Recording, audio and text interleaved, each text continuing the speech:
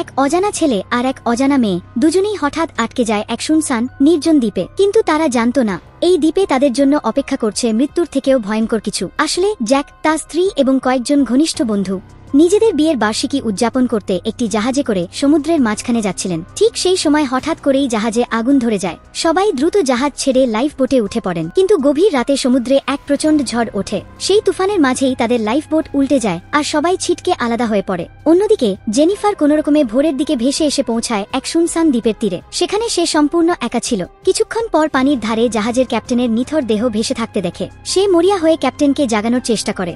ঠিক তখনই সেখানে ম্যানুয়াল এসে পৌঁছায়। সেও ক্যাপ্টেনকে সচেতন করার চেষ্টা করে, কিন্তু স্পষ্টই বোঝা যাচ্ছিল ক্যাপ্টেন অনেক আগেই মারা গেছেন। এটা দেখে জেনিফার কান্নায় ভেঙে পড়ে। পরে জেনিফার আর ম্যানুয়াল মিলে ক্যাপ্টেনের দেহ সমাহিত করে। কিছুক্ষণ পর বৃষ্টি নামতে শুরু করে। ঠান্ডায় কাঁপতে কাঁপতে তারা পুরো রাতটাই ঘুমোতে পারেনি। পরের দিন সকালে তারা দুজনে মিলে কিছু কাঠ আর পাতা জোগাড় করে একটি ছোট্ট ঝুপড়ি তৈরি করে, যাতে রাতটা শান্তিতে কাটানো যায়। এরপর ম্যানুয়াল খাবারের জন্য সমুদ্র থেকে কিছু মাছ ধরে আনে, কিন্তু আগুন জ্বালানোর মতো কিছুই না থাকায় তাদের কাঁচা মাছ খেতে হয়। এতে তাদের মনে হতে থাকে এইভাবে তো বেঁচে থাকা সম্ভব নয়। এরপর তারা দুজন সমুদ্রে স্নান করতে নামে।